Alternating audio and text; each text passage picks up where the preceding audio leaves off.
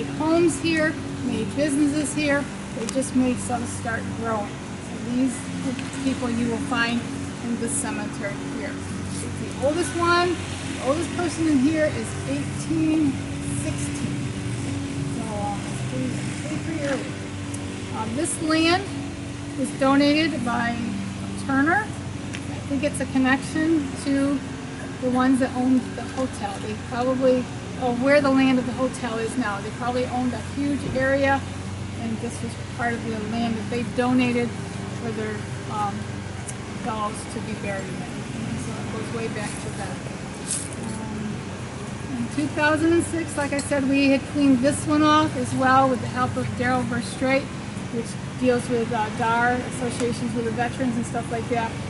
He was helping me find these veterans. You need to find the stones, you need to record the stones, you need to find their history. Then you can go to the VA and they will replace the stones for free. We had to pour the cement bases. Jerry Beckins made all the frames for us. Guy came and poured the cement for us. It was all volunteer and donation, so it was really nice. And then the stones showed up and we placed the stones on the graves. These are all documented in the Veterans Association, so they can always be kept track of.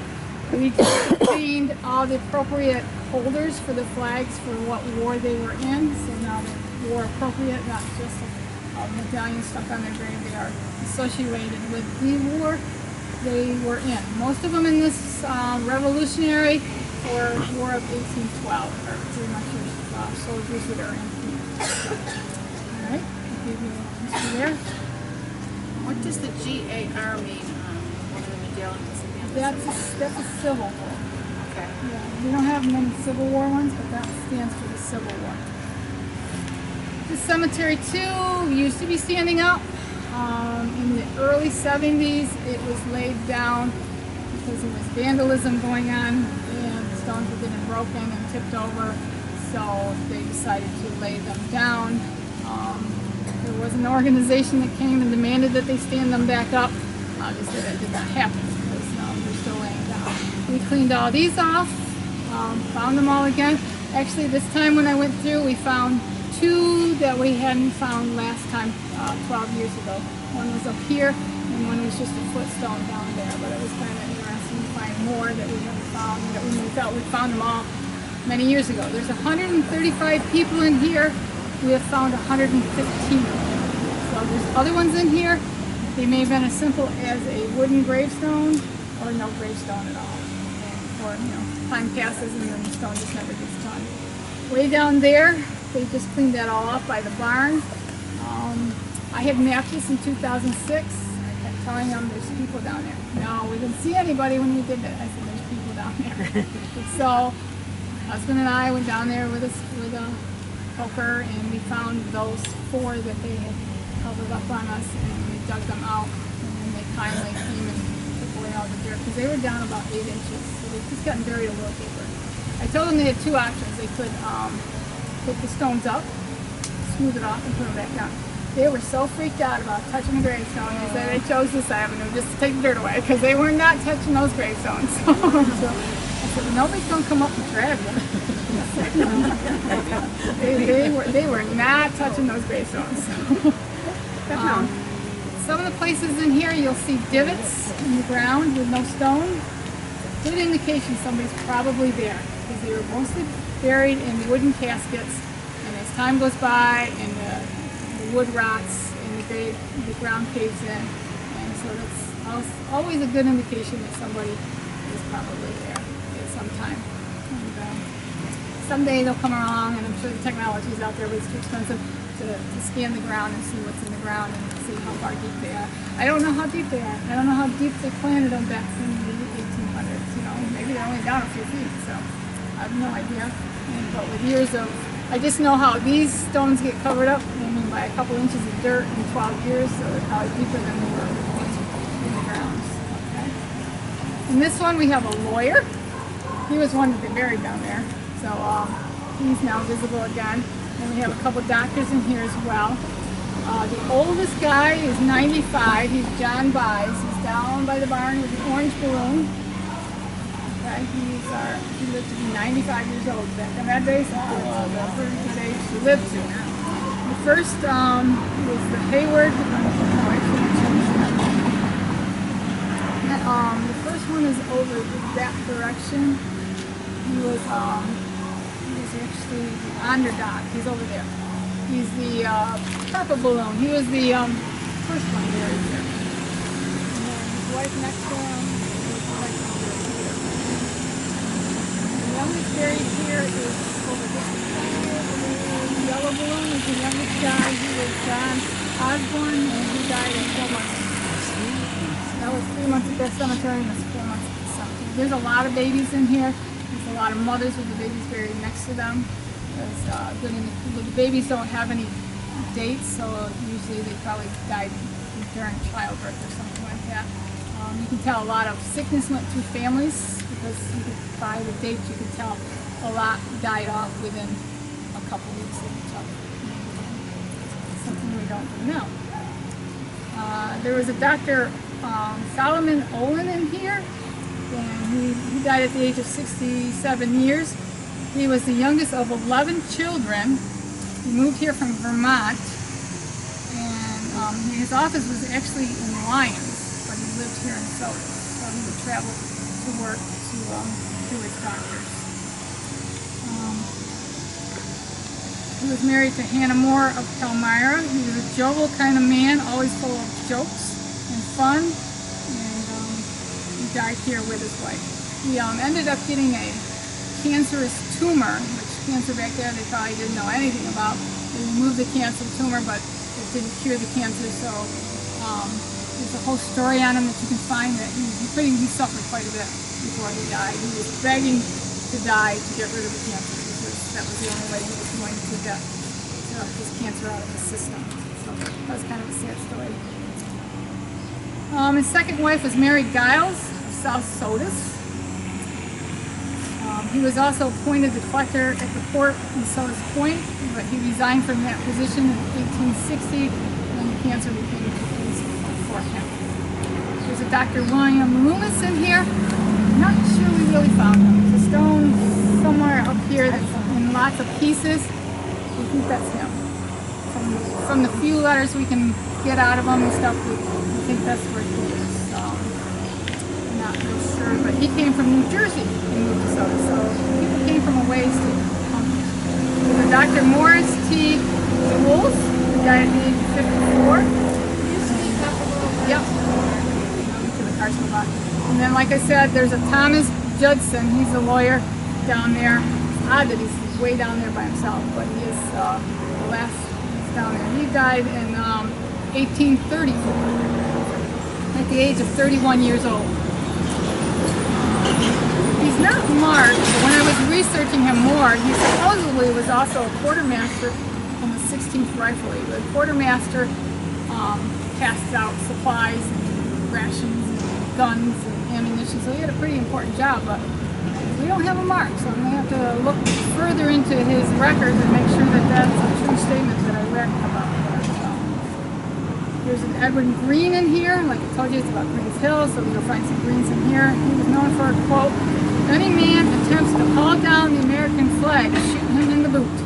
So he was pretty patriotic. He also was an early mail carrier for the area as well. He would take, because we were very scattered, didn't have much development, but so he would get the mail and he would probably go for hours and days delivering the mail to people.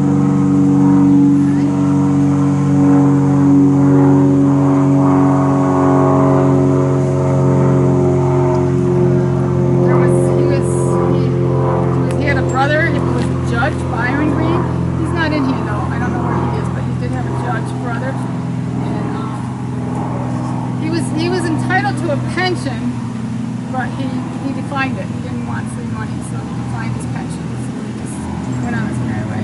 He was a captain in the Army and served under General Stark. There's a Lehman Higgins in here as well. He was a father to Mrs. Byron Green. You'll connect this all together. And was in the Revolutionary Soldier for the later years of the war. Was a prisoner for several months. He died at the age of 59 in 1824. There's a John Vyse, which I was talking about. He is the oldest guy down there with the orange balloon. He had a grandson. He was the great grandson of Jan Damon, which Jan is a guy's name, who owned vast land in New York City, and it's the same land Wall Street and the World Trade Center is on now. So this is the great grandson of him. So that was pretty cool. Axels. There's a lot of Axels right here. Whole family. These boys were kind of wild. They did all serve in the war. The whole family did, it looks like there, but they all survived and all came home. Axel Timothy Axel was a victim of his own patriotism who lived near Ellen. He had no guns, so he rushed to the neighbors to borrow his gun. The man was not home. His wife refused to give him the gun. He grabbed it off the hook over the doorway just the same and ran on his way. Later on, the neighbors sued Axel in court at Canandaigua, and poor Timothy had to pay 6 1/4 shillings damages for his trespassing. The trip to Canandaigua and back was very long in those days. So he had to pay for borrowing someone's gun that he wasn't supposed to borrow. So That was the war yeah. And Timothy's younger brother Freeman, which is over there too, he was arrested for beating his wife. So they were. You can read a lot about these brothers. Yeah, they were kind of called a gang, and if they wanted stuff done, they were going to do it their way. And their brother Stephen passed away suddenly after being sick for a week. So I encourage you to research more of these people.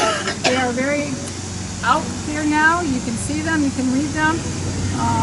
There's Fulton history, there's veterans history. Just keep putting your name in and a date or some clue words. If you put quotes around them, you'll get more of a directed search. So if you just do their last name and then try to find them, we would find people, but interesting stuff, but it wasn't the right person because they were still alive when the other person was dead. So yeah. Digital archives at the library is a good one too. These were hard to find there because these were too old of people. They didn't go back in the history as far as the library didn't go back far enough to do that. Like I said, it will be at the library too. And you'll see, okay, down there's a Becca Whiting. She's got an unusual stone because all her graving is raised instead of dug into the stone. It's all raised up in the stone, so you might want to go read that. Like I told you about the headstones that look like beds and the footstones that look like the foot of the bed. You'll find more of them in this cemetery. You'll find engravings on the top of those. You can take pictures of them and go online, and each one kind of meant something different towards the family. And so it's just really cool to keep interesting things.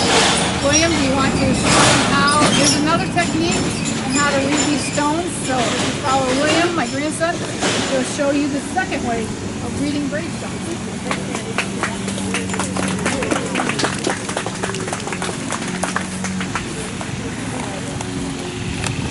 You just like making a mess. Yeah. So you take about half a cup of flour And you just sprinkle it all over. You're gonna pour it. You gotta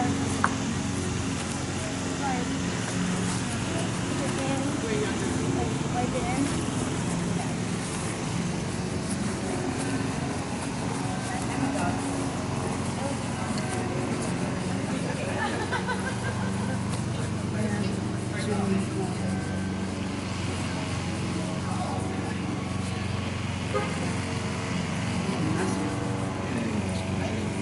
Take a brush and just gently sweep it.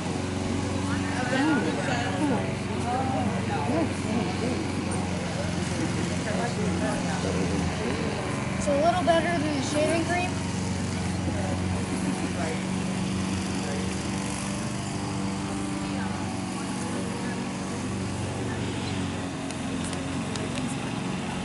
You don't want to really do it hard because then it'll wipe off the flour and the words. Just gently.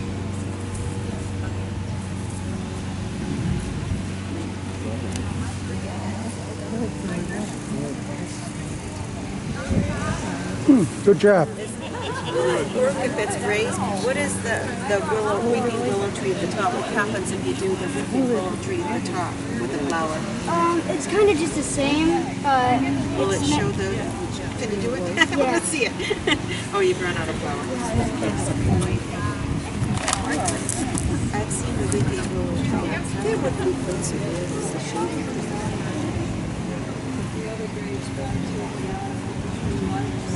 It's kind of the same thing.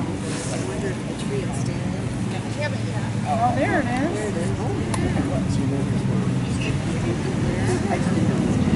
Yeah, yeah. This is the cheap old bag of flour technique. I like it. Yep. It actually almost works better than the shooting technique. That's messy, maybe. This is one of the symbols I was telling you. This is the tree of life. So we put different symbols. That one has the tree of life on them too, and so does that one. I call them a weeping willow tree. Yeah, it's the tree of life. Yeah. Oh, is it? I thought it was weeping. Oh, there's another one there. Yep. Yeah. See, that one is shaped more like the head of a bedroom shape. That one right there. Is that also weeping?